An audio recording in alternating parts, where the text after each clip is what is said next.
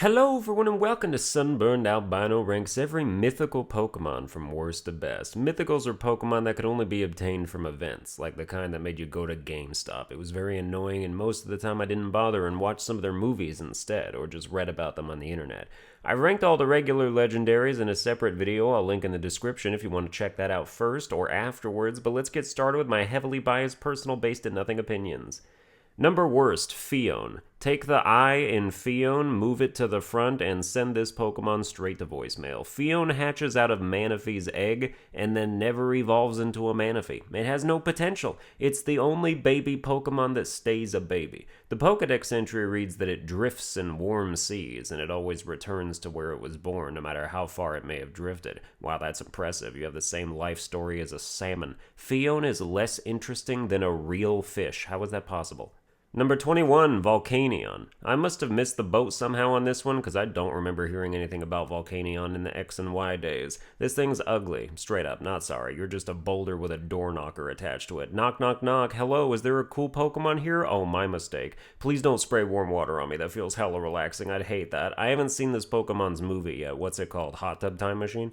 Number 20, Hoopa. This little guy was playing Ring Fit Adventure before it was cool. Every time Hoopa's sent out to battle, Sonic the Hedgehog runs out of HP somewhere. Hoopa Unbound is a hideous monster though, like ew, make it stop. Disembodied hands like Rayman but in a giant lizard body, I don't like it at all. Number 19, Manafee. Manafee, you might want to check your reproductive system because your babies are malfunctioning. Its dex entry reads, it is born with a wondrous power that lets it bond with any kind of Pokemon. Yeah, excuse me for yawning, but Ditto already has that and makes far better use of it. Manafee doesn't stand out at all. It's trying to compete with Celebi, Jirachi, and Victini, but no, you were not even close. Bye-bye. Number 18, Zarud. Apparently Zarud had like a 7-month window of obtainability in Sword and Shield, and I still managed to miss it, but I don't feel that bad because that'll be the 6th grass monkey in Pokemon history, and I wasn't a fan of the last 5. Except Grookey. Grookey is cool. Thwackey and Rillaboom, get in the dumpster. Pansage and Simisage, meh.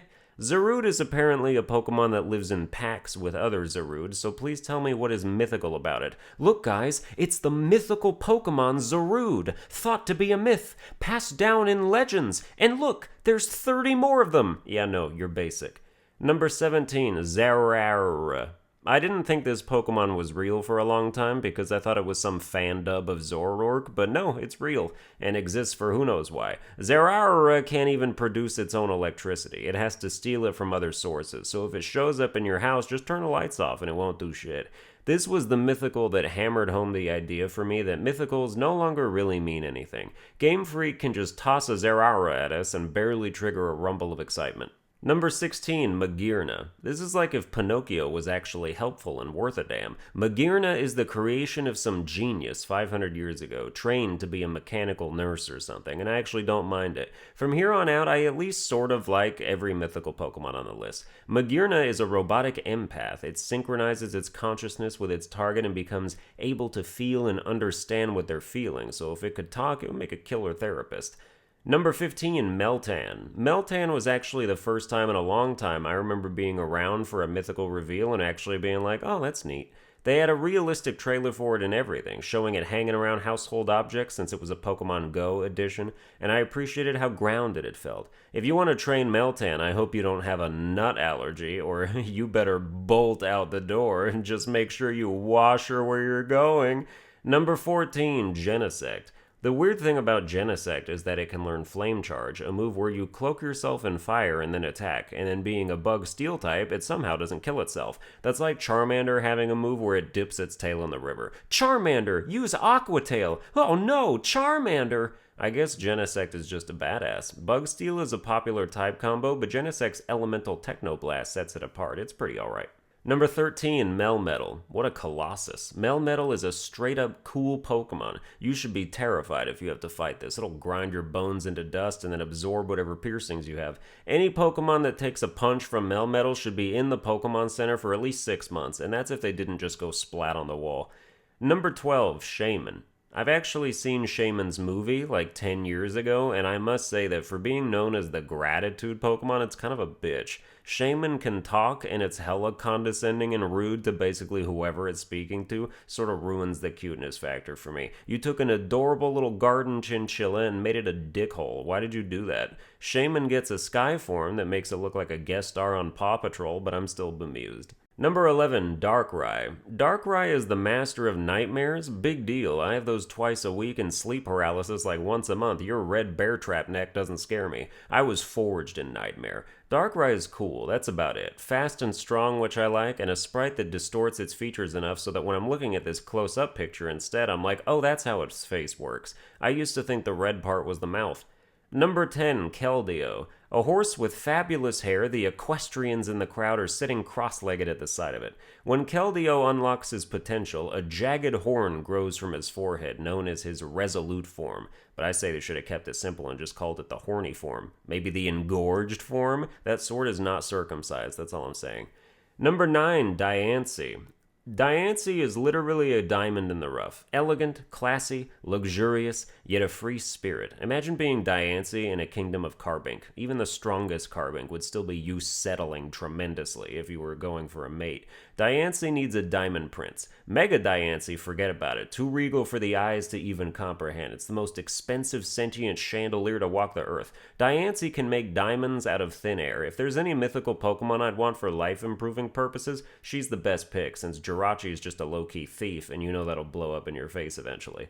Number 8, Arceus. I looked it up, and the American pronunciation is Arceus, but the British one is Arceus, so I prefer a nice blend of Arceus. Arceus is actually our Lord Incarnate, God of this world, creator of all beings, who emerged from its egg and shaped all things. So I guess in Pokemon the egg did come first. Arceus is the GOAT, and I'm not just saying that because he looks like a goat. With 120 base stats across the board, Arceus is an all-around powerhouse of perfection, as you'd expect from the first thing that ever existed. Number 7, Mew. The Pokemon that had people looking under trucks for decades. Mew was one of the biggest enigmas Pokemon ever saw. Its sprite from red and blue looks like it has leukemia, so I'm glad the modern pictures are healthier. Mew contains the genetic codes of all Pokemon, so scientists believe it is the original ancestor. So Arceus created Mew, and then Mew, reproduced asexually? What a baller. If Mew is the ancestor of all Pokemon, why is it called the new species Pokemon? It's like the second oldest species. Scientists are weird.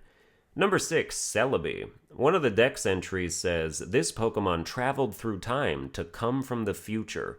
I mean, how else do you come from the future? We didn't think it took the bus. Celebi has more of a presence in the Pokemon Coliseum game, where it's integral to purifying shadow Pokemon alongside the time flutes. If they wanted to switch Celebi over to Grass Fairy type, now that fairies are a thing, I would not mind that at all, just saying.